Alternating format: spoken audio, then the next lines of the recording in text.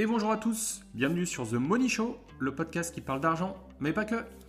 Écoutez les amis, aujourd'hui ce sera une introduction très courte. Si vous voulez, habituellement je prépare l'intro la veille de la sortie du podcast, mais là en termes de timing ça va pas être possible. Je vous expliquerai pourquoi plus tard. Vous verrez, il y a une raison assez importante. Sinon, je tenais simplement à vous remercier pour vos retours sur le podcast avec Philippe, et je tenais à vous remercier également pour votre fidélité. Et aujourd'hui, le podcast, ce sera avec Anthony, un copain que j'ai rencontré en soirée IMO il y a 2 ans environ. Alors Anto, il est investisseur immobilier et il est également entrepreneur. Donc il s'est lancé dans le marchand de biens il y a 1 an environ. Donc il nous raconte son parcours, comment il s'est lancé, pourquoi. Et il va évoquer également une notion qui est très importante, je trouve, c'est l'effet boule de neige. Donc cette notion, expliquée en quelques mots, c'est simple, c'est réinvestir tout ce qu'on gagne sans se payer, et ce, pour une simple et bonne raison, c'est faire grandir son business. Donc ça nécessite de la patience, de la persévérance, et c'est ce que va nous expliquer Anthony aujourd'hui. Sur ce, je vous laisse et bonne écoute. Et bonjour à tous, aujourd'hui je reçois Anthony, très heureux de l'accueillir sur le podcast. Et du coup, merci à nouveau Anto pour avoir accepté l'invitation. Merci à toi, merci pour l'invitation. Alors avec Anthony, on s'est rencontrés, si je dis pas de bêtises, il y a à peu près 2 ans, en soirée IMO, c'est ça ? C'est ça. Voilà, donc je l'ai connu quand tu avais encore ton job de salarié, et puis, puis du coup à travers les réseaux et puis les autres soirées IMO qu'on a fait, j'ai connu aussi la transition, donc c'est cool, c'est un plaisir de te recevoir. Alors, plaisir partagé. Merci. Alors Anto, j'aimerais que tu commences. En gros, tu es dans un Uber, il te reste 2 minutes de trajet, et le chauffeur te demande ce que tu fais dans la vie. Qu'est-ce que tu lui dis ? Ouais. Alors je vais me présenter, donc moi c'est Anthony, j'ai 28 ans. Rapidement, donc moi je suis entrepreneur, investisseur, entrepreneur dans l'immobilier. Et donc plusieurs activités, marchand de biens, j'ai une agence où on fait de la gestion locative en courte et moyenne durée, et on fait de l'accompagnement clé en main pour des clients. Donc vraiment de l'entrepreneuriat autour de l'immobilier et de l'investissement principalement autour de l'immobilier. Ok, je te remercie. J'aimerais maintenant que tu nous dises si tu as une personne qui t'a inspiré dans ta vie, enfin une ou des personnes, et pourquoi. Ouais. Il y en a plusieurs. Notamment, moi, je suis un gros consommateur de podcasts. Donc, il y a beaucoup de personnes inspirantes qui passent sur des podcasts, mais plus personnels. Moi, je dirais ma sœur. Okay. Parce que la petite histoire au niveau de ma sœur, donc elle, on est pas mal différents sur le point financier ou investissement, mais plus sur le côté de ne rien lâcher, d'atteindre ses objectifs. Donc, pour l'historique, moi, ma sœur, aujourd'hui, elle est kiné. Et en fait, quand elle a démarré, elle a toujours voulu être kiné du sport. Et son rêve, ça a été de participer à les grandes compétitions sportives en qualité de kiné. Donc là, ça fait 10 ans, elle a cravaché, elle a son cabinet qui cartonne. Sur ses week-ends, elle allait, tu vois, sur des compétitions bénévolement, sur des courses. Donc ça a commencé par des trails où elle était bénévole. Donc elle avait ses semaines, le week-end elle était bénévole sur les courses. Et là, donc cette année, ça fait 10 ans, les gens commencent à lui dire qu'elle a de la chance. Donc tu vois, c'est que on voit qu'elle commence à atteindre l'objectif. Et cette année, elle sera sur les JO en tant que kiné de l'équipe de France d'athlétisme. Donc du coup, tu vois, c'est inspirant pour moi sur des domaines différents, mais de montrer effectivement vraiment le côté de rien lâcher, elle atteint des objectifs et de croire en ses rêves. Donc ouais. Punaise, incroyable. Sur les JO et tout, putain, c'est fou ça. C'est fou. Ouais, là c'est l'actu effectivement, JO à Paris où elle sera sur la compète.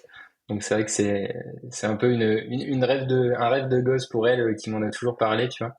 Et donc c'est beau à voir en tout cas. Ouais, et puis quand c'est les proches comme ça en plus, c'est que du kiff, hein. C'est que du kiff. Ouais, ça fait plaisir. Proches, soit fond dans le truc. Bon bah écoute, hyper intéressant. Et deuxième question qui en découle, j'aimerais que tu nous dises quelles sont les valeurs auxquelles tu tiens. Et ça peut être des valeurs qu'on t'a transmises ou des valeurs que tu as apprises au cours de ton parcours. Je pense que du coup ça en découle la famille, très important pour moi. La loyauté, okay. qui est hyper important également, et l'intégrité aussi. Quelqu'un de très droit. Donc si je dis quelque chose, tu peux être sûr que je le fais. Ok, bah écoute, et puis oui, je pense que tu as aussi un job où tu dois avoir aussi justement une certaine rigueur, donc Ouais, Quelque chose que tu t'imposes aussi, je pense, au quotidien. tout à fait. Ok. Et on va revenir à ce que tu fais là actuellement. Mais est-ce que tu pourrais nous dire ce que tu as fait comme étude, premièrement, et aussi, quand je t'ai connu, moi, tu avais un job qui était lié à l'IMO. J'aimerais que tu nous dises ce que tu faisais exactement au quotidien. Ouais. Alors donc le petit historique. Donc après mon bac, moi je suis rentré en fac de droit. Je savais pas trop quoi faire. On dit le droit mène à tout. Il mène à tout, mais il mène à rien, on va dire. Donc j'ai fait ma licence de droit sur Dijon. Moi je suis bourguignon et je suis venu sur Lyon pour faire ma maîtrise de droit. Et après ma maîtrise, je suis rentré à l'école nationale de procédure et j'étais alternant chez des huissiers de justice. Et donc j'ai vite arrêté, ça m'a pas plu. Ok. Et pour bifurquer dans l'IMO, en fait, dans l'IMO, moi c'est vrai que je suis professionnel de l'IMO depuis, ça va faire 6 ans maintenant, où je bosse vraiment dans l'IMO. Et en fait, c'est vrai que moi, à côté de mes études, enfin les études de droit, je les ai faites. Je travaillais pas beaucoup, j'ai passé les années au fur et à mesure, donc je me posais pas trop de questions. Et en fait, j'avais toujours cette roue de secours où je me disais bon bah si je travaille pas dans le droit, je ferai de l'IMO. Et c'est vrai que quand j'ai arrêté la partie juridique chez les huissiers, et ben j'ai bifurqué dans l'IMO. Je suis devenu agent IMO. J'étais agent co dans une agence lyonnaise. Donc statut autant entrepreneur. Donc c'est un petit peu les premiers pas dans l'entrepreneuriat. Mais bon, si c'était peut-être une forme de salariat déguisé au sein de l'agence, mais en tout cas, il y avait quand même un statut d'entrepreneur. Mais en fait, au bout un an et demi, j'étais un petit peu frustré d'accompagner mes clients qui, eux, achetaient de l'IMO. Et moi, j'étais sur un statut un peu complexe pour emprunter, etc. Donc, j'ai décidé d'arrêter pour prendre un CDI et pour pouvoir, moi aussi, de mon côté, investir. Parce que j'avais des clients, notamment marchands, investisseurs, etc. Et moi, quand je les voyais, je me disais, mais en fait, c'est ça que je veux faire. C'est pas être que l'intermédiaire qui fait la transaction, c'est être celui qui achète, qui rénove, qui revend ou qui conserve les biens pour les exploiter. Euh, donc, euh, donc voilà. Et après, j'ai pris un poste, le poste dans lequel toi tu m'as connu quand on s'est rencontrés. Donc j'étais responsable de copropriété dans un syndic spécialisé dans le neuf, donc toujours sur Lyon. Et j'ai fait ça pendant 2 ans et demi, 3 ans. Ok. Et donc c'était hyper formateur. Pas facile comme job, tenir les assemblées générales, etc. C'est vrai que dès que je rencontre quelqu'un et que je dis que j'ai fait du syndic, tout le monde me dit mais t'es un malade, c'est un job horrible. Et, euh, et c'est vrai que c'est pas forcément facile, mais ce qui était cool moi pour le coup, c'est que vu qu'on était spécialisé dans le neuf, en fait j'allais sur les programmes des promoteurs avant livraison. Donc je faisais les visites de chantier et en fait c'est moi qui mettais en place notamment les contrats, etc. à la livraison d'une copropriété. Donc sur cette partie-là, c'était plutôt cool. Surtout aujourd'hui, moi, ce que je peux transposer par rapport au métier de marchand sur des potentielles mises en copro, c'est que vraiment le mécanisme en amont, après et voir comment ça se passe. Et également gérer toutes les doléances post-livraison main dans la main avec le promoteur et toutes les problématiques liées au neuf. C'est vrai que j'en ai pas mal mangé pour le coup. Et donc du coup, j'ai arrêté. Ça va faire 1 an et demi que j'ai arrêté rupture conventionnelle.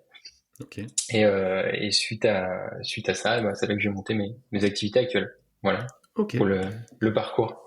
Ok. Et du coup, dans ce parcours-là, notamment sur ton dernier job, j'aimerais que tu nous dises deux choses. Vraiment, voilà, une chose qui t'a plu au sein de ton parcours, vraiment que tu as kiffé. Parce que voilà, si je te demande voilà, ce que tu n'as pas aimé, je pense que tu vas avoir pas mal de choses à dire, mais voilà, au moins une chose qui t'a plu. Et puis, du coup, on découle aussi une deuxième question, je ne l'avais pas prévu, mais une anecdote atypique. Parce qu'on en a toujours de toute façon, dans ce métier quand on commence quand on rencontre pas mal de personnes. Donc, une anecdote atypique, quelque chose qui t'a Ouais. marqué. Et donc moi ce que j'ai aimé, effectivement il y a deux choses. Il y a le côté ce que je te disais juste avant, le fait que c'était dans le neuf. Ça c'est vraiment moi ce qui m'a plu sur cette partie-là. Après la deuxième chose qui était plutôt agréable, c'est qu'en fait quand t'es gestionnaire de copro, en gros, tu as ton portefeuille de clients, bah, comme toi, tu peux avoir en banque. Mhm. Et donc, j'avais quand même cette autonomie et liberté, on va dire, où moi, j'avais mes copropriétés à gérer, j'avais mes clients. Pour le coup, mes responsables n'étaient pas trop pénibles. J'étais vraiment, enfin voilà, moi, j'avais mon équipe, j'ai mon assistante, ma comptable. Et en fait, j'avais un petit peu, pas ce côté entrepreneur, mais on va dire que je gérais vraiment comme bon mon sens, enfin, comme à mon bon vouloir mon portefeuille. Donc ça, c'était vraiment cool. Parce que voilà, j'étais souvent en rendez-vous à l'extérieur. Ok. Je pouvais arriver au bureau à 11h, partir à 16h, personne me demandait des comptes tant que le taf était fait. Donc c'est vrai que ça, c'était cool. Après, je rassure les auditeurs, j'avais suffisamment de travail pour bosser 60 heures par semaine. Mais j'étais plutôt libre de mes mouvements pour le coup. Ouais, Et tu gérais après, en fait ton agenda comme tu voulais, c'est ça? Tu faisais un c'est peu. ça, Ok. c'est ça. Et avec bah voilà mon assistante à côté où effectivement j'étais libre de gérer mes clients. Bon après c'était un petit peu intrusif parce que le portable pro perso avec les clients qui t'appellent le samedi et le dimanche quand t'es salarié, bon c'est et que t'es pas payé pour faire de l'astreinte, c'est limite. Ça fait un peu chier. Ouais. Et anecdote. Bah, c'est vrai qu'en assemblée générale, il se passe plein de choses, hein. On voit un peu de tout. Après, c'est plus des anecdotes classiques, des crépages de chignons, crépage des chignons entre copropriétaires. Ou après, sinon, moi, ce qui m'a marqué, c'est que c'était qu'en fait, quand j'ai démarré dans la profession, au bout d'un mois, en gros, je devais avoir une évolution assez progressive. Et en fait, ouais, non, c'était même pas au bout d'un mois, au bout de 2 semaines, on m'a lâché en assemblée générale, en mode, bah, débrouille-toi. Donc autant te dire que c'était plutôt assez folklorique quand tu dois découvrir un logiciel d'assemblée, que bon, il y avait pas grand monde, il devait y avoir une trentaine de personnes, mais il faut quand même tenir une salle de 30 personnes. En plus, j'avais 24 ans. 24-25. Et donc, quand tu arrives jeune, que tu maîtrises pas trop le sujet, que tu viens de débarquer, c'était un peu tendu, mais ça forge. Ça forge. Et puis en plus, une trentaine de personnes, ça met quand même un petit coup de pression, surtout au début Ouais, que tu connais pas trop l'outil ou que ni les process. tout à fait. Ah, ça doit être marrant. Ouais. Ok. Bah, c'est un métier où tu es un peu quand même sous pression en permanence parce que tu vois t'es quand même tout le temps en réunion et t'es un peu en représentation, on va dire. Tu vois, quand t'as des AG, quand tu sais que toi t'as fini ta journée, enfin, tu vois tous tes collègues qui partent à 18h sur des postes plus, on va dire, en back office. Et toi, à 18h, tu prends ton ordi, ta mallette, et puis tu sais que tu vas dans une salle des fêtes où il y a 50 personnes qui t'attendent prêtes à en découdre. C'est, c'est pas forcément évident. Je comprends, je comprends. Ok, bon bah écoute, très bonne expérience en tout cas quand tu as fait ce Ouais. passage-là. Ok, en découle la suite. En fait, toi, ton parcours il est divisé en deux, donc ce que tu fais là à l'heure actuelle, mais aussi la partie investisseur. En fait, j'aimerais que tu développes la partie investisseur. Par quoi tu as commencé dans l'IMO, en investissement locatif et du coup, bah, j'avais la question pourquoi, mais j'ai bien compris. En fait, c'est le fait de voir d'autres personnes le faire qui t'a aussi un petit peu boosté. Donc déjà, voilà, que tu nous dises par quoi tu as commencé. Ouais. Alors moi j'ai démarré. C'est vrai qu'à l'époque j'ai eu un petit syndrome où au final, tu vois, moi j'ai démarré par une RP. Ok. Et c'est vrai qu'il y a 4-5 ans sur les réseaux, on disait absolument la mode à la Kiyosaki, il faut faire que du locatif. L'ARP est un passif. Aujourd'hui, ça change un petit peu, tu vois. Il y en a qui commencent à revenir un peu là-dessus. Mais moi, j'ai toujours pensé, tu vois, le besoin un peu primaire, me mettre un toit sur la tête, être propriétaire, c'était quand même important pour moi. Ok. Et j'ai toujours vu la RP surtout comme un actif si c'est bien acheté et bénéficier bah, effectivement de la niche fiscale pour pouvoir revendre sans être imposé sur la plus-value. Donc en gros, mon premier achat IMO c'était en 2020. Ok. Donc juste, en fait, je venais signer mon CDI. Un mois après, j'étais déjà en visite et je faisais des offres pour des appartes. Parce que bon, T'as le pas petit traîné. historique, du coup, rappelle-toi, je l'avais signé, j'ai pris le job pour ça à la base, donc je me suis dit, il faut que j'optimise tout de suite, pas de perdre de temps. Donc en fait, ouais, j'avais signé le job en janvier. En février, on trouvait déjà un appart avec ma compagne. Et donc, mise à profit, moi, effectivement, de mes connaissances que j'avais pu acquérir sur le marché immo lyonnais, de par mon expérience d'agent immo. Et donc, très bonne affaire, super bien placée. Ok. Euh, Pas trop de vision à ce moment-là, je t'avoue.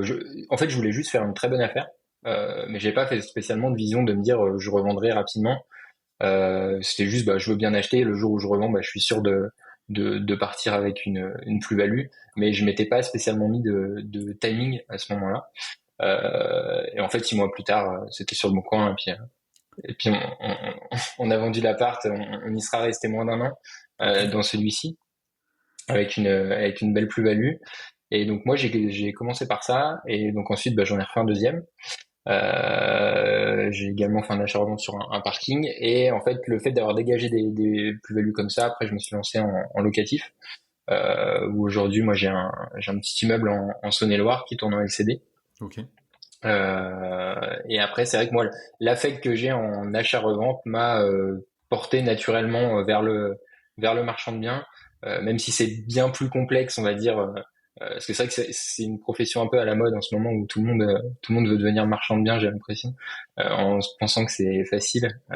Mais il y a rien de facile et il y a des choses bien plus complexes que justement des achats reventes en RP où on va dire t'as pas de règles fiscales particulières, t'as pas de responsabilité toi vu que t'achètes en qualité de particulier.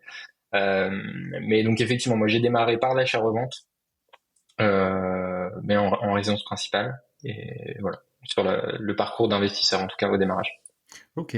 Donc hyper intéressant. Tu as quand même démarré avec cette vision. Alors, l'idée principale, c'était pas de revendre tout de suite, enfin, dans l'immédiat, mais t'avais quand même cette vision de te dire, bah voilà, acheter pour potentiellement revendre plus cher et puis dégager enfin une petite ou grosse plus-value, peu importe, mais t'avais quand même cette vision. Ok. Et là, tu as dit deux choses intéressantes. Donc, on va faire un petit aparté sur ton immeuble en Saône-et-Loire, mais tu as parlé de plus-value enfin, d'un achat-revente de parking. Ouais. Ok. En fait, bah, justement, quand j'étais dans cette résidence principale, Ouais. en gros, j'étais une après-midi au boulot à scroller sur le Bon Coin, On a tous connu, t'inquiète. entre deux rendez-vous. Et là, je vois un coup de fusil sur un garage en vente dans la copropriété juste en face de chez moi. Ok. Et donc, ni une ni deux, bah, une minute après l'apparition, j'appelle. J'étais le premier apparemment d'une longue liste de 50 ou 100 appels. Enfin, voilà, c'était un garage pour ceux qui connaissent Lyon à moins de 15 000 euros, un box fermé dans Lyon Centre, bien placé. Bon, c'était plutôt une bonne affaire. Et donc je l'appelle, bon, je lui fais une offre tout de suite, sans condition suspensive. Bon, bien évidemment, ces 15 000 euros, je les avais pas à l'époque. Euh, et donc là, on a fait un prêt étudiant. Ma compagne qui était encore étudiante à l'époque, prêt étudiant. Bon, ceux qui nous écoutent, disclaimer, c'est pas forcément conseillé, mais en tout cas, moi j'ai fait comme ça.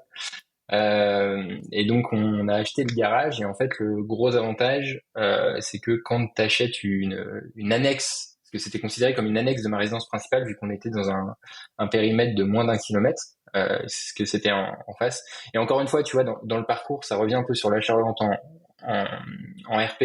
Quand je l'ai acheté ou j'ai acheté, je me posais pas de questions, tu vois. Et là, pareil pour le garage, je l'ai acheté, je me posais pas spécialement de questions. Je savais juste que c'était une bonne affaire.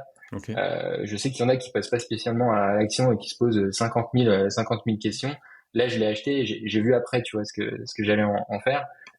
Donc là, on l'a acheté et en fait, c'est vrai on hésitait à le louer parce que finalement, ouais, ça faisait une renta peut-être à 8%. Ok. Sur Lyon, ça se serait, voilà. En plus, vu qu'on avait le différé sur le crédit étudiant, bah, tu vois, pendant 5 ans. Mais finalement, quand tu regardes, gagner 100 euros par mois, ça change pas grand chose versus prendre une plus-value équivalent à peut-être bah, ramener sur le garage, bah, ça faisait presque 5 à 10 ans d'exploitation, tu vois. D'accord. Donc l'un dans l'autre, on l'a acheté et puis ça correspondait 3 4 mois après où on vendait la RP. Ben, en fait, on a vendu la RP, on a vendu également le garage en même temps. Donc on l'a acheté 15, on l'a revendu 25. C'était pas la plus-value incroyable, mais en pourcentage, en tout cas en numéraire, c'est pas incroyable, mais en pourcentage, ça fait une belle marge. Donc voilà, ça c'est l'anecdote un peu rigolote. C'est pas game changer, mais en tout cas, il faut montrer qu'il faut rester ouvert en tout cas aux opportunités. Bon, bah, c'est cool. Et puis, et du coup, tu disais, si ça reste dans un périmètre de 1 kilomètre, c'est ça, enfin, si ça reste dans un rayon d'1 kilomètre de ta Ouais, RP, c'est considéré comme une annexe de TRP, donc si achat-revente, pas de plus-value sur la revente. pas d'imposition sur la, exactement. Ok, ouais, bah, hyper intéressant. Tu vois, je savais pas. Donc quand on est effectivement, quand on est en centre-ville, eh ben, il peut être intéressant de chercher des garages. Bah, déjà, on peut en avoir l'usage pendant la durée de détention de sa résidence principale, et si c'est une bonne affaire, bah voilà, sur le delta, on n'est pas imposé lors de la revente. Par contre, il faut que la revente intervienne dans l'année de la vente de TRP.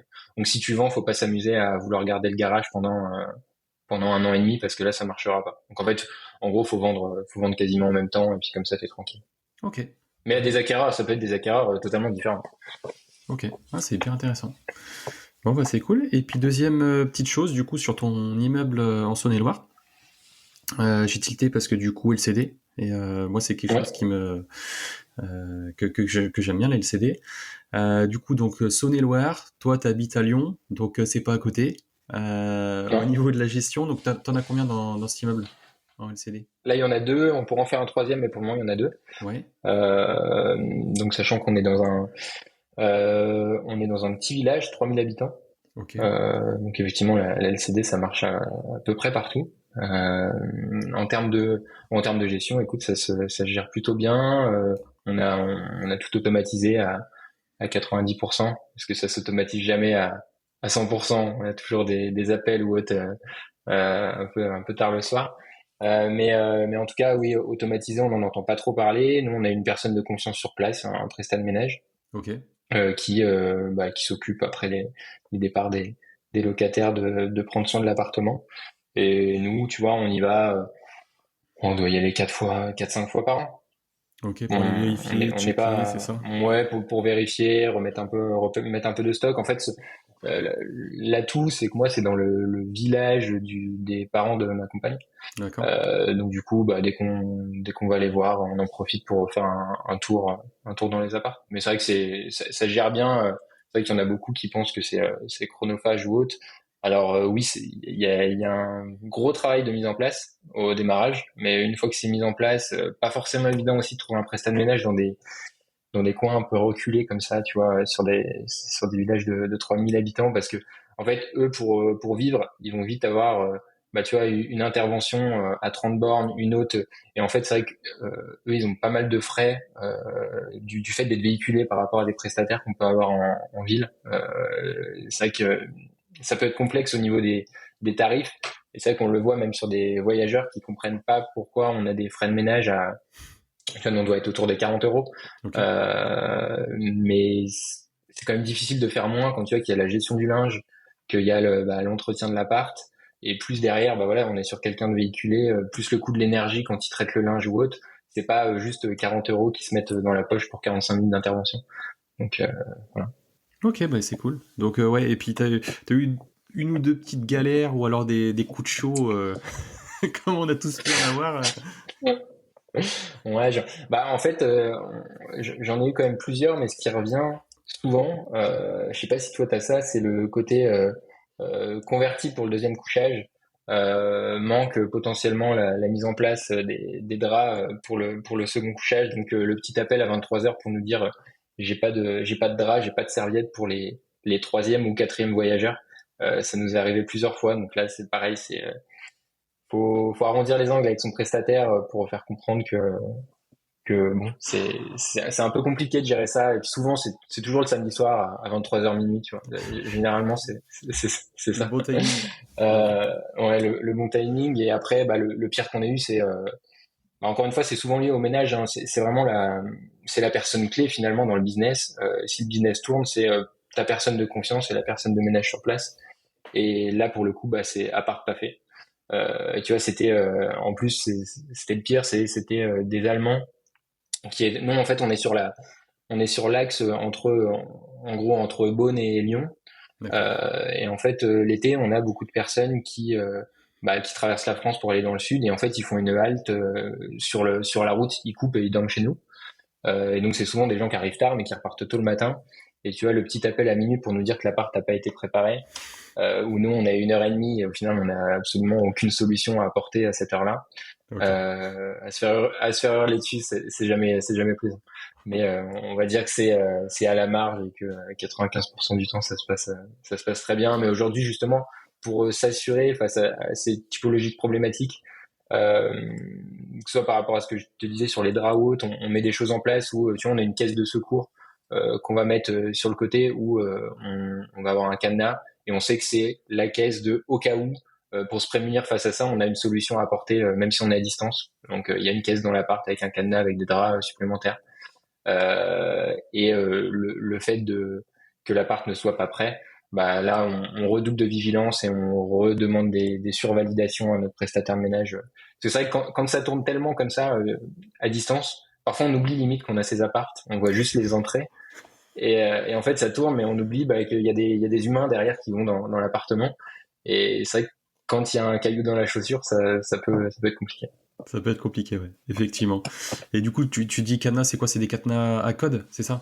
Que le client, Ouais, tu en lui fait, donnes le code et qu'il puisse se débrouiller au cas où. exactement. Ok. Mais c'est vraiment caisse d'urgence, tu vois, de côté, mais ça peut être un. En tout cas, nous, ça nous enlève de la charge mentale. On se dit, quoi qu'il arrive, même en cas de problème, il y a une solution. On peut gérer à distance. Tu Ok. Eh ben, écoute, tu vois, c'est le truc tout con, hein, mais moi j'ai 3 LCD là tout de suite et en fait j'en ai une justement qui est à distance, qui est à côté de Lyon et moi je suis à quoi? Je suis à 1h15 de route.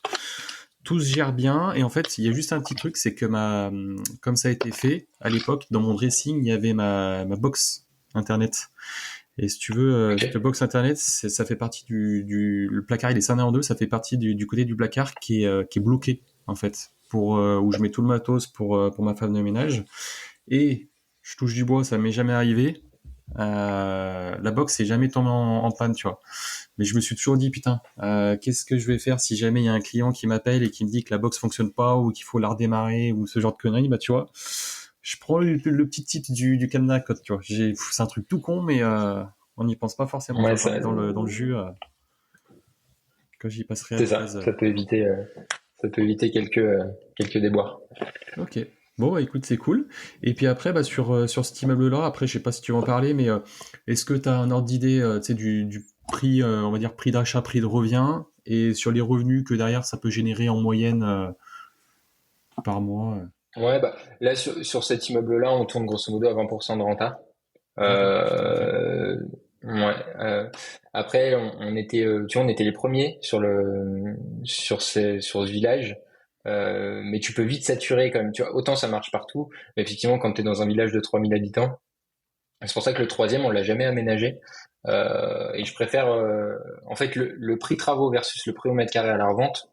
Moi, je préfère garder ce potentiel le jour où j'arbitrerai ce bien, de dire à la personne qui va acheter, bah regardez, aujourd'hui vous avez 2 apparts qui tournent et bah vous pouvez en faire un troisième dans les combles, que moi de supporter ces travaux qui finalement vont me faire un prix travaux parce que c'est vraiment des combles à aménager. Donc là, il y a entre, allez, on va dire 1200, 1500 du mètre, vraiment pour mettre propre. D'accord. Et je sais que là-bas, je retomberai pas sur mes pattes. Et au niveau du mode d'exploitation sur les LCD, donc nous, on était les 2 premiers. Aujourd'hui, il y en a 5, 6 dans le village qui sont verts. Et on l'a quand même vu sur cette dernière année euh, où ça vient impacter notre taux de remplissage. On tourne quand même bien, mais c'est quand même un petit peu, tu vois, on tournait autour des 20, 25, allez, 30 l'été.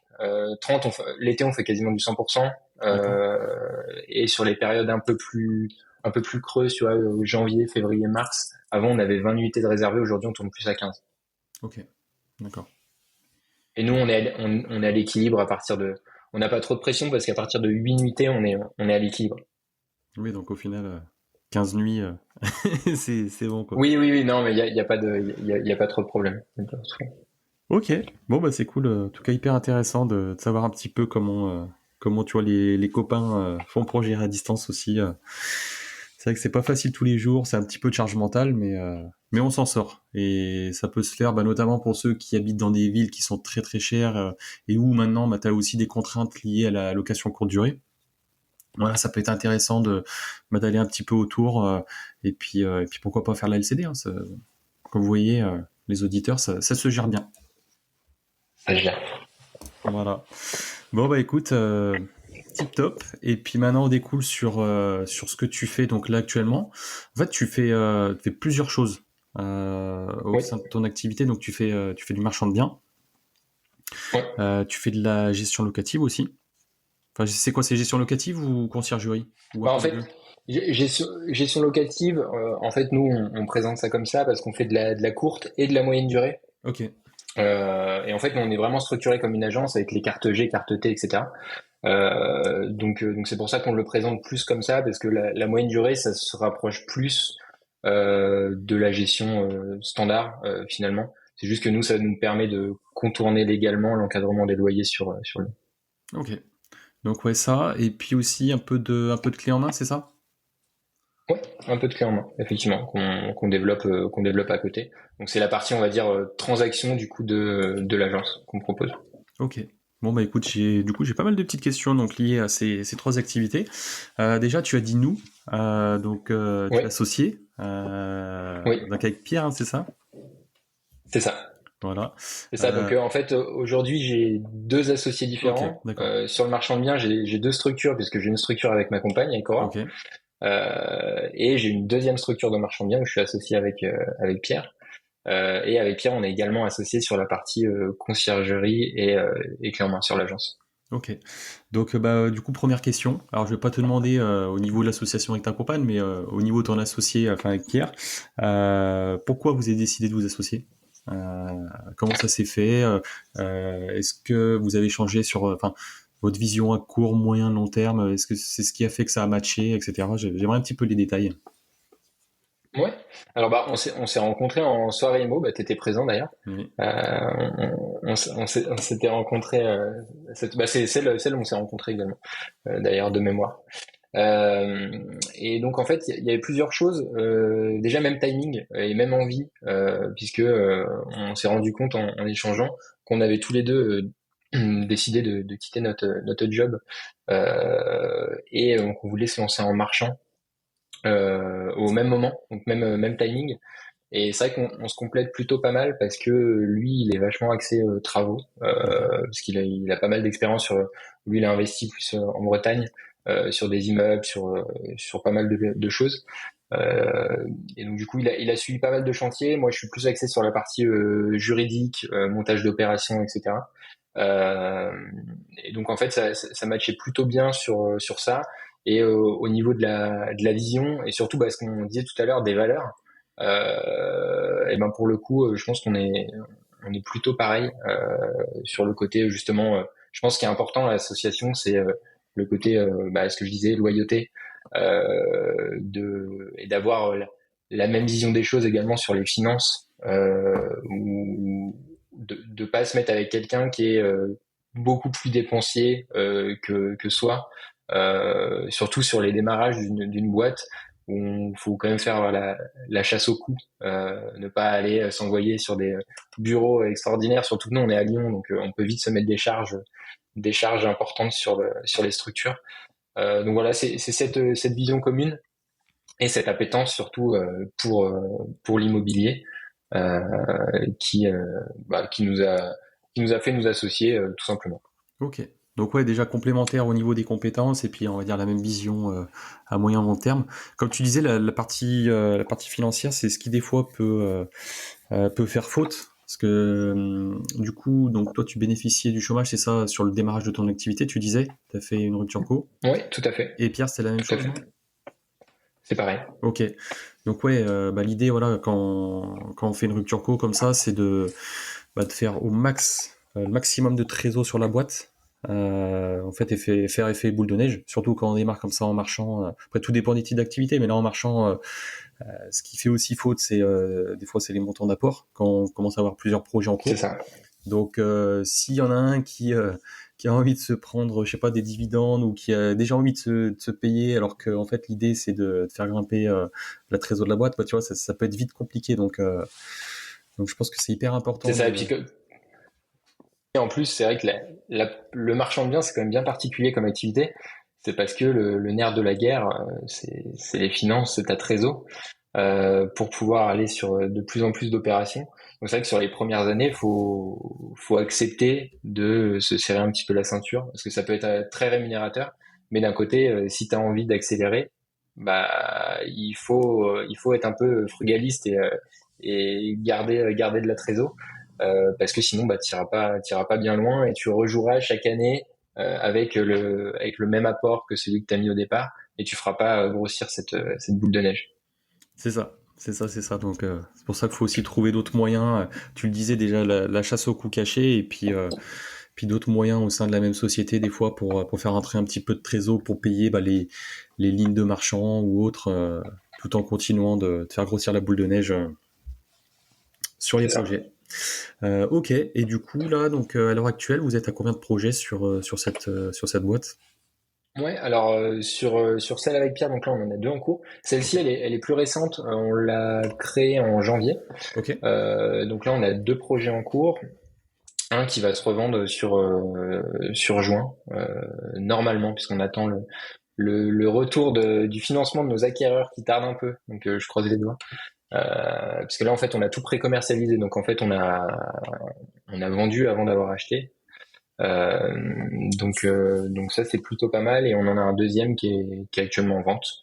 Donc on a ces deux opérations là et on en remet une nouvelle dans la machine qu'on doit signer. Si je te dis pas de bêtises, c'est mercredi prochain.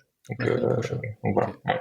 Et donc là, les OP, c'est quoi? C'est des achats, d'appart avec des travaux, c'est des plateaux. C'est quoi le profil d'OP que Ouais. vous cherchez? Alors on va sur plusieurs typologies. Moi c'est vrai que donc sur la boîte avec Orange j'en ai fait deux. J'en ai déjà clôturé deux. Ok. Donc une l'année dernière et une là sur le début de l'année que j'ai revendu en avril. On était vraiment sur l'opération classique. En fait, j'ai dupliqué ce que je faisais moi en RP, c'est achat, rénovation, revente, trouver vraiment des coups de fusil et faire comme ça. Là, on est quand même dans un marché un peu plus compliqué où de mettre en avant un bien et de faire du beau, on pouvait créer cet effet coup de cœur qui faisait que bah, les acquéreurs étaient prêts à payer peut-être un petit peu plus cher que les prix du marché. En ce moment, c'est vrai que ça marche plus Ok. puisque le marché c'est quand même bien tendu. Donc là, on va aller sur des opérations plus de division.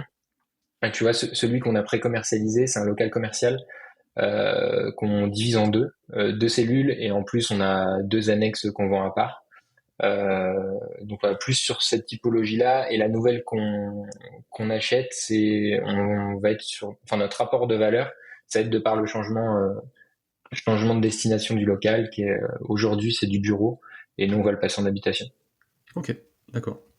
Et du coup, vos opérations, enfin, comment vous les dénichez? Parce que je suppose qu'il y a la partie Le Bon Coin, enfin Le Bon Coin, recherche, etc. Mais il y a aussi une partie en off. Ouais, bah il y a un peu des deux. Après, je vais pas te le cacher, on reste au début hein, de l'activité. Mhm. Donc, on a beau avoir un réseau sur Lyon, les agents ils nous attendent pas forcément. Donc, c'est vraiment un travail de terrain, énormément d'appels. Après, ce qu'on essaye de faire de plus en plus, c'est au-delà de cibler l'annonce qui se prête pour du marchand, on essaye de cibler les agents immobiliers qui sont bons dans le marchand. Et c'est vraiment deux choses différentes. On- et notre technique, en fait, c'est sur le bon coin, on va passer des coups de fil. Si tu trouves le bon agent, tu auras t'auras ensuite les affaires qui vont découler pour du marchand. Mais c'est vrai qu'aujourd'hui, il y a quand même un gros manque de formation du côté des agents immobiliers pour le marchand de biens, où en fait, ils savent pas ce qu'on fait. Donc Ok. il y a énormément de pédagogie à avoir auprès des agents IMO, parce que c'est vrai que le marchand, tout le monde sait, mais personne sait. Parce que c'est un peu obscur comme profession. Oui. Et surtout, tu vois, moi je suis encore jeune, et quand tu arrives et t'es face à des agents IMO, et des vieux de la vieille, et que tu dis je suis marchand de biens et que t'as même pas 30 ans, bon, ça peut être un peu compliqué parfois. Donc il y a voilà, là, il y a un travail de pédagogie, mais il n'y a pas de recette miracle. Honnêtement, c'est beaucoup d'annonces, beaucoup d'appels, des visites, des visites, des visites. Et là, on commence, tu vois, après 2 ans, 1 an et demi, 2 ans de prospection, à avoir des biens qui arrivent en off. Ok. Mais c'est pas du jour au lendemain. Il y a beaucoup de formateurs qui parlent que du off, du off, du off. Mais ça se fait pas en 3 jours. Donc surtout il y a quand même beaucoup de monde qui aujourd'hui se lance. Il y a voilà, il y a pas de recette miracle. C'est du travail et de la visite. Ouais, c'est un travail de longue haleine, le off, le réseau, de toute façon, et puis on arrive encore à trouver de toute façon des OP, de toute façon voilà, sur les sites classiques, hein, Le Bon Coin, Se Ouais. Loger, et des fois sur la partie négociation, et des fois aussi sur la partie anomalie de marché, parce que ça, Ouais. tu peux avoir aussi le petit coup de chance en étant voilà, le premier à avoir l'OP, en étant le premier à les visiter, en étant le premier à faire l'offre. Hein. Moi notamment là sur les RP que je suis en train d'acheter, typiquement c'est une anomalie de marché, donc on a été Ok. hyper réactif avec ma compagne en fait sur les appels avec les agents. Moi j'ai même appelé l'agent qui me dit mais attendez, mais j'ai peut-être eu votre compagne, vous êtes banquier, c'est ça? Je lui dis oui. Elle me dit bah j'ai vu votre compagne, et j'avais même pas eu le temps si tu veux, de faire le relais, enfin d'échanger par message avec ma compagne sur le Ok. sujet. On savait un petit peu ce qu'on voulait, et en fait on a contacté l'agent IMO à quelques minutes d'intervalle. C'est vraiment atypique, donc on arrive encore à avoir des anomalies de marché, et puis aussi des belles négos sur certains lieux. Quand après on Ouais, sait c'est ça. Bon, l'expliquer. au moins ça montre que vous êtes sur la même longueur d'onde avec ta compagne, Ouais, d'avoir appelé bah, le même bien, c'est bien. non, non, c'était cool, c'était marrant en tout cas. Ok, donc pour la partie marchand de biens, tu fais aussi du coup du clé en main. Ouais. Clé en main, du coup, comment ça se passe? C'est quoi? Vous démarchez un petit peu des clients, on vient vous chercher. C'est la partie. Alors que je dise pas de bêtises, sur Insta, c'est Nestia, c'est ça? C'est Nestia. Ouais, Ouais. En ok. fait, donc nous, l'agence, effectivement, c'est Nestia. Donc on opère sur Lyon, région lyonnaise. Et, euh, et donc nous, aujourd'hui, donc on a concentré notre début d'activité parce que comme tu le vois, le marchand, il y a quand même euh, un, un effet assez long le temps que ça se mette en place. Tu crées ta boule de neige, mais tu vas trouver ta première OP. Le temps que ça se déboucle, il va potentiellement se passer 12 mois. Et donc nous, pourquoi on a créé Nestia, c'est aussi la volonté d'avoir un récurrent à côté de l'activité d'achat-revente. Et les deux axes, on a mis un gros focus fin d'année dernière sur le fait de rentrer du contrat sur la partie conciergerie Ok. pour avoir voilà ce récurrent avec de la gestion locative parce qu'on sait que tous les mois ça va rentrer. Et donc là, on développe de plus en plus sur ce début d'année la partie clé en main. Maintenant que le récurrent est mis en place, le clé en main. Donc là, c'est beaucoup pour le moment, c'est des personnes de notre entourage, tu vois, du réseau très proche, qui nous voient faire avec Pierre depuis plusieurs années Ok. et qui nous disent bon bah en fait on veut faire comme vous, donc qui nous faut confiance sur cette partie-là. Et donc nous vraiment on opère de A à Z, hein, classiquement de la recherche, suite de travaux. On aide également pour les financements avec des partenaires courtiers ou autres. Et jusqu'après, bah, nous, si c'est sur Lyon, en tout cas, jusqu'à la prise en gestion dans la conciergerie via la gestion locative. Ok. Et du coup, les auditeurs, vous irez faire un tour, mais sur le compte. Mais au niveau de moi je trouve, au niveau de la déco, vous faites comment? Vous passez par décorateur d'intérieur ou vous gérez vous-même? Non, on a des Ouais. partenaires. On a des Parce que je partenaires. Ouais. trouve que les apparts, ils sont déjà les photos sont très belles, et puis la déco, franchement, je trouve elle est exceptionnelle. Hein. Franchement, vous faites Ouais, bah, c'est du beau gentil. boulot. Hein. C'est gentil. Bah, de toute façon, tu le sais bien, vu que nous, la cible derrière, c'est quand même pour de la LCD. C'est vrai que la mise en avant des belles photos, de la déco, si on veut se démarquer, la concurrence elle est quand même de plus en plus rude. Donc c'est important d'être mis en avant grâce à ça. Hein. C'est l'un des premiers leviers pour apparaître en premier sur les sites d'annonces. Ok. Et après, sur tout ce qui concerne la partie gestion locative, conciergerie, euh, comment vous faites un petit peu pour vous démarquer de la concurrence, et puis pour essayer de capter des nouveaux prospects, des nouveaux clients? Ouais, ouais, en fait, nous, ça a démarré un peu tout bêtement, c'est que moi, de par mes biens détenus en perso, statut super haute, et donc les premiers clients, on les a captés via Airbnb Partner. D'accord? Et donc en fait, moi, je me suis inscrit dessus et j'avais les premiers leads entrants qui venaient. Au début, on n'était pas sûr vraiment de développer cette partie-là. En fait, c'est vrai qu'on a eu de la demande, et donc bah voilà, on reste des entrepreneurs, donc on a de la demande, faut y répondre. Et donc, c'est comme ça qu'on a eu nos premiers clients. Après, on a eu stratégie qu'on a mis en place par Alexis que je salue, Géniads, qui nous a fait des Google Ads pour toute la partie référencement en ligne. Donc là, on a pu capter des leads comme ça, et également toute la partie réseau. Réseau, c'est vrai que nous on gravite quand même pas mal dans les réseaux investisseurs. Et donc bon, même s'il y en a beaucoup qui appliquent, faut pas se le cacher, on reste des pinces. Donc c'est pas forcément les clients les plus faciles parce qu'on a appris à faire par nous-mêmes, et effectivement quand on nous, notre offre, c'est vraiment du 100% passif. Vous voulez pas en entendre parler, vous voulez pas justement subir les appels à 23 heures, on est là pour ça. Mais c'est vrai que si vous voulez avoir la meilleure rentabilité, on pourra jamais faire mieux que si vous gérez par vous-même. Mais après, il faut voir la valeur que vous accordez à votre temps. Et donc, nous, on est là pour ça. Ouais, et puis aussi se dégager, faut pas se le cacher, hein, la LCD, certes, c'est rentable, mais c'est quand même de la charge mentale au quotidien. Oui. Donc c'est aussi, au-delà de tout ça, c'est dégager de la charge mentale en fait sur vos clients, et puis c'est vous en fait c'est vous qui prenez tout ça. Hein. Exactement. Ok. Bon bah écoute, hyper intéressant sur ton parcours, et justement là sur ton, on va dire, t'es sur le début de ton parcours de marchand et puis d'entrepreneur. Est-ce que tu as est-ce que tu as eu pas des échecs, mais est-ce que tu as des leçons à tirer un petit peu sur des choses que vous avez bien faites, des choses que vous avez mal faites Les leçons, il y en a plusieurs, notamment sur le marchand. C'est pas spécialement écouter les autres, parce que tu vois, quand moi je me suis lancé, tout le monde m'a dit mais t'arriveras pas à te faire financer, c'est trop compliqué. Sur les premières opérations, faut y aller absolument. Tu vas faut avoir du cash pour pouvoir financer en fonds propres tes premières OP.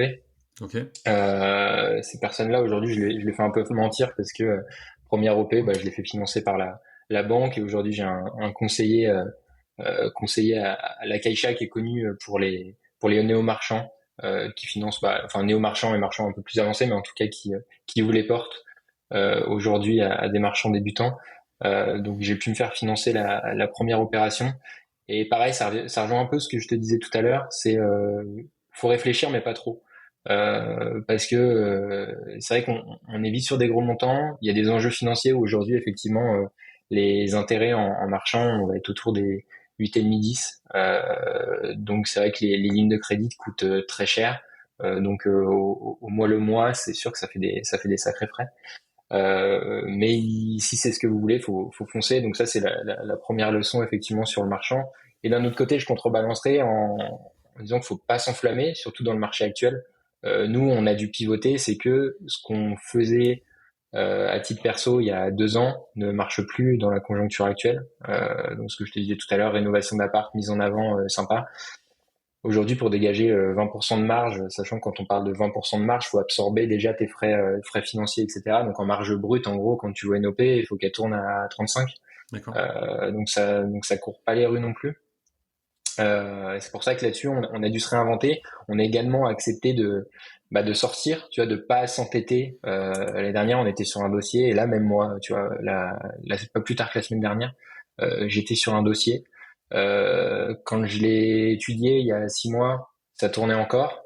Et là, je devais réitérer dans quelques semaines. Et en fait, je vais sortir du dossier parce que aujourd'hui, la conjoncture actuelle fait que ça tourne plus. Et plutôt que de m'entêter, alors certes, facialement, j'ai perdu 6 mois, tu vois, parce que voilà, cette OP, j'ai signé le compromis, j'ai déjà tous les devis travaux, il y a vraiment plus qu'à enclencher la suite.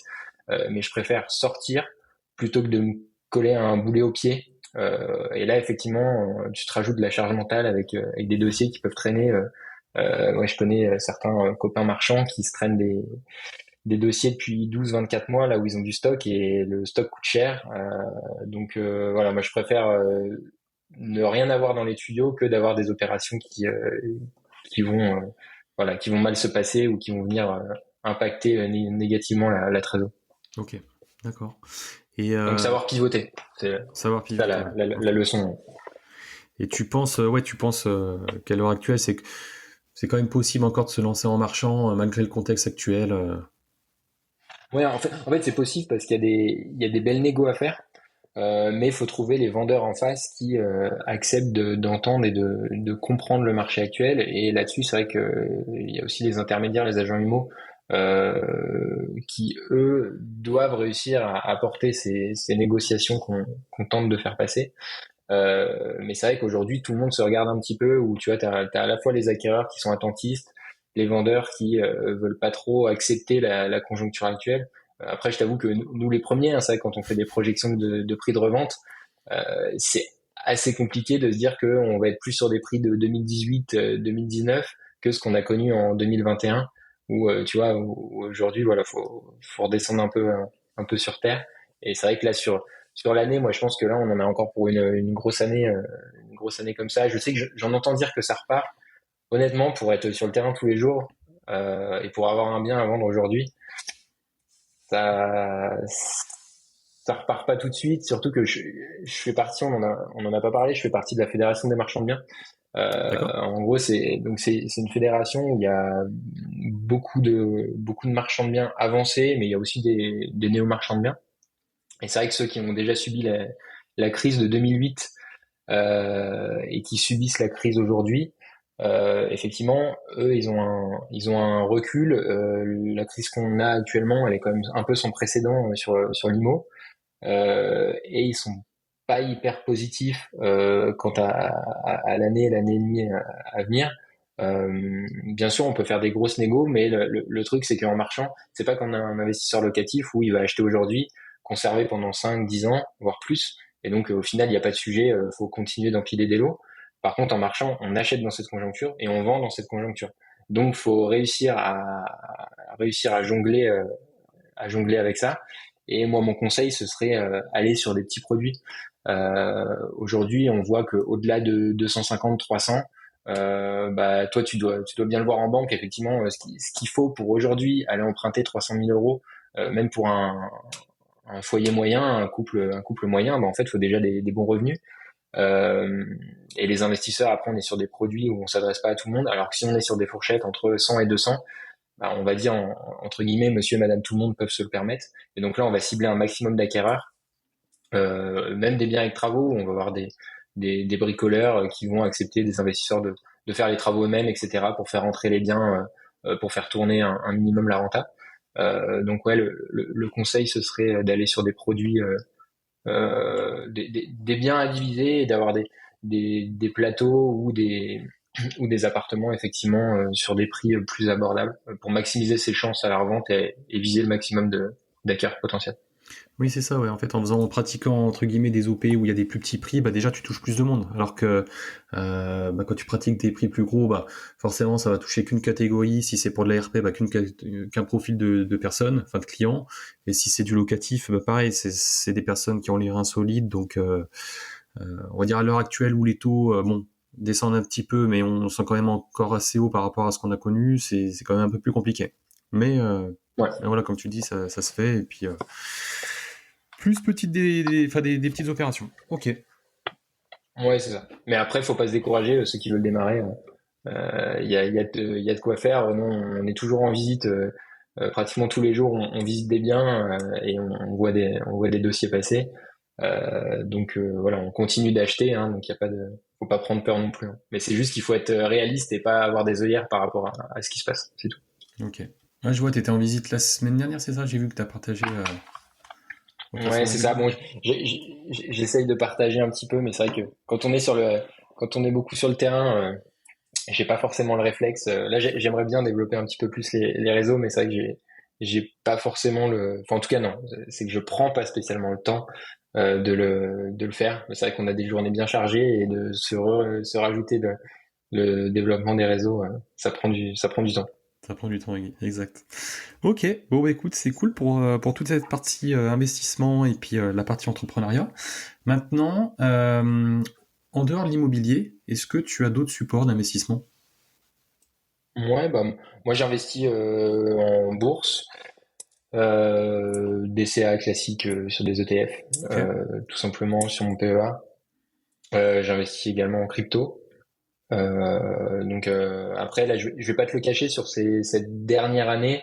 Moi, mon principal investissement, effectivement, ça reste l'immobilier quand même, parce que j'ai toute ma trésor qui est, qui est bloqué, on va dire, sur les boîtes de marchand. Donc à 80%, je suis investi en IMO. Mais sur le reste, oui, j'ai de la crypto, j'ai de la bourse et ça m'intéresse. Ces sujets-là m'intéressent. Et d'autant plus, là, je suis sur la partie restructuration, moi, par le biais d'une holding, etc. Euh, et donc le fait d'investir par la suite via la holding, là c'est ce que je vais mettre en place à partir de la fin d'année, début d'année prochaine, de reprendre un DCA en bourse et en crypto, mais via la holding et puis en perso, pour justement réduire le frottement fiscal et la flat tax et faire grossir cette boule de neige dans la holding. Ok, d'accord. Hyper intéressant. C'est ce qui explique le coup de fil juste avant, non? C'est pas ça? Exactement, Ok. mes 10 minutes de retard pour le coup de fil avec l'avocat fiscaliste, c'est c'est pour ça. Ok. Et est-ce que tu investis sur toi? Est-ce que tu fais des formations un petit peu? Ouais, je me forme pas mal. Podcast, livre. Après formation, même formation, tu vois, formation en marchand ou formation un peu plus large, même sur l'entrepreneuriat. Ok. Parce que c'est vrai qu'en fait quand on se lance, tu vois, j'ai lancé beaucoup d'activités en même temps, mais en fait on se rend pas compte à quel point ça nécessite de jongler entre tous les sujets qui sont propres à la gestion d'une entreprise, que ce soit la compta, le marketing, la communication, l'aspect vente, la négociation, etc. Donc ça nécessite ouais de se former sur plein de sujets. Donc ouais, moi je me forme en permanence. Tu vois, quand je fais du sport, j'écoute des podcasts. Après, je te rejoins un peu. J'ai entendu dans un des podcasts que tu avais fait où tu vois, j'ai une période où je me blindais énormément de contenu. Quand j'allais marcher, j'avais des podcasts, etc. Et je reprends goût à marcher, mais sans rien. Ouais. Parce que finalement, on peut tomber vite aussi dans la surconsommation d'infos qu'on n'a même pas le temps de digérer. Et on prend même plus le temps d'être seul avec soi-même et de réfléchir, alors que c'est là qu'on trouve les idées et les solutions à certaines problématiques. Il faut trouver le juste milieu entre les deux. Exact. Ok. Et après, est-ce que tu as des passions? Est-ce que tu fais, bah, je sais, mais quel sport tu pratiques? Est-ce que tu pourrais nous en dire un petit peu Ouais. plus? Alors donc moi je fais pas mal de sport, hein, c'est essentiel dans mon quotidien. Tous les matins je suis à la salle. Tous les matins, si vous voulez me voir à 6h30, 6h30 je suis à la salle. Un peu de course à pied. Bon là je suis encore en arrêt sur la partie course à pied, mais ouais, course à pied et puis sport en salle. C'est vraiment les deux sports que je pratique le plus. Après bon, l'hiver du ski et l'été un peu de randonnée, mais on va dire majoritairement c'est ces deux sports-là. Ok. Et du coup, une semaine, enfin, j'allais dire une journée, mais plutôt une semaine avec toi, comment est-ce que tu t'organises, justement, au niveau du sport, au niveau de l'entrepreneuriat? Est-ce que tu te fixes des plages où tu vas faire telle ou telle chose? Voilà. Je passe une semaine avec toi demain, qu'est-ce qu'on va faire? Du lundi au dimanche? Ouais. On va faire plein de choses. C'est vrai que toutes mes semaines ne se ressemblent pas. En fait, si je démarre toujours mes journées de la même manière avec mon bloc de sport. Ça, je le fais jamais sauter. Donc le réveil à 6h, 6h30, je suis à la salle. Donc ça c'est tous les jours. Les vrais ils savent, les go muscu. Exact. Euh, donc ça après j'ai mes routines. J'ai mes routines de recherche de biens tous les matins. Tous les matins de 9 à 10. Si j'ai pas de rendez-vous, ça peut être amené à bouger, mais grosso modo, tous les matins, je check les annonces. Après, j'ai toute la partie où en fait, c'est vrai que je jongle en permanence entre Nestia et le parti marchand de biens. Donc parfois, oui, on va avoir des urgences, on va avoir des mises en place de biens, etc. Donc ça va décaler. Mais grosso modo, ça va être de la recherche, des coups de fil à des agents, beaucoup de visites. Donc j'essaye de caler les visites au mieux entre 13h et 16h, tu vois, sur les phases Ok. de digestion un peu où je suis le moins productif. C'est là où je vais faire des rendez-vous extérieurs. Comme ça, je me garde le matin plus pour la partie, ce qu'on entend beaucoup, la partie deep work, tu vois, où je coupe le téléphone, où je vais bosser vraiment sur des choses importantes plus pour le business. Et tout ce qui est coup de fil, visite, etc., qui me demande un petit peu moins de jus de cerveau, je les cale plus l'après-midi. Et toutes les fins de journée, ça recoupe avec ce que tu disais juste avant. À partir de 18h, je me mets en mode formation. Formation de 18 à 20h. En gros, tous les jours, je me forme sur différents sujets que ce soit l'immobilier, l'entrepreneuriat ou pareil, bon, je veux améliorer mon anglais, mais ça c'est un peu plus perso, mais du coup je me cale une demi-heure d'anglais tous les jours. Donc voilà mes journées et mes semaines en gros ça va être découpé entre pas mal de rendez-vous extérieurs avec des visites. Après on va avoir des parties gestion d'opération en fonction d'où on en est sur les OP. Beaucoup de coups de fil aussi avec Pierre pour s'organiser voilà et gérer les différents sujets en cours. Euh, Prospection client pour la partie conciergerie et voilà et puis on recommence la semaine d'après, hein, on s'ennuie pas. Ok, bah écoute, hyper intéressant. Et puis je trouve que tu dis que ça change un petit peu tout le temps au gré des urgences, au gré des opportunités, etc. Mais ça reste quand même cadré dans le sens où voilà, t'as ton sport le matin, t'as tes petits appels ou tes trucs voilà, qui te demandent de te concentrer pareil milieu, fin de matinée, tout ce qui nécessite moins de jus de cerveau, comme tu le disais aussi l'après-midi. Et puis je trouve que c'est pas mal parce que du coup c'est le moment où des fois tu as envie de te dire allez je fais une petite sieste, c'est un quart d'heure 20 minutes et ben là bim tu pars donc t'as pas le choix, t'es en activité et au final je pense que ça te tient. C'est ça. Non bah écoute hyper intéressant. Et puis bah dernière petite question du podcast. Ça va vraiment être propre à toi, très personnel. Pour toi réussir sa vie c'est quoi? C'est c'est large comme question. Ouais. C'est hyper intéressant. Euh, le but, en tout cas pour moi, c'est bon, c'est bateau hein, comme réponse, c'est d'être heureux. Mais et je le prends, ça j'en prends conscience. Enfin, je travaille dessus en tout cas. C'est de profiter quand même sur le chemin parce que aujourd'hui, tu vois, on a vraiment la vision, de par les réseaux ou autres, on voit des personnes qui réussissent, qui ont des résultats extraordinaires. Et il y a deux points là-dessus, c'est soit on se compare trop aux autres, mais au final on sait pas d'où ils partent, on sait pas également leur vie perso ou autre, on voit vraiment que la partie financière. Et moi j'essaye de revenir un petit peu là-dessus. Alors j'ai des gros objectifs financiers, mais au-delà de ça, c'est vraiment de profiter sur le chemin. Et mine de rien, la vie passe vite, donc c'est de kiffer tout simplement, d'être heureux, d'oser des choses, de pas avoir peur de se prendre des portes, d'échouer ou autre, et puis d'avancer tout simplement. On a tous des chemins différents, donc voilà. Ok, bon bah écoute, merci pour ta vision. Et puis ça rejoint un petit peu enfin beaucoup même, ce qu'un copain dit tout le temps, Tony, tu sais, d'une vie de liberté. Il dit Ouais, tout le temps en fait, tu sais, t'as ta destination, ce que en fait ton objectif ou tes objectifs que tu vises à terme. Et en fait, il dit tout le temps qu'il faut kiffer le processus, il faut kiffer le chemin, parce que si en fait tu vises que ton objectif et que tout ce que tu fais jusqu'à l'atteinte de ton objectif, tu n'aimes pas, que t'es pas heureux, si tu mets 2 ans à atteindre ton objectif, ça va, mais si tu mets comme certains, voilà, ça peut être une dizaine d'années. Si pendant une dizaine d'années t'es pas heureux, que tu kiffes pas, ça va être compliqué, je pense. ouais, c'est compliqué. Et puis c'est pas dit que le jour où tu l'auras atteint en ayant passé ces 10 dernières années, tu vois, que tu kiffes vraiment à ce moment-là. Je pense que ça peut être un peu une chimère et que tu cours après quelque chose que t'auras jamais. C'est ça, c'est ça, c'est ça. Bon bah écoute, je te remercie Anto pour ton partage. Merci à toi. J'espère que l'épisode du jour vous a plu. Merci encore pour votre écoute. Je compte vraiment sur vous pour aller mettre une note 5 étoiles et un petit commentaire. Et on se retrouve dans 15 jours pour le prochain épisode. Salut!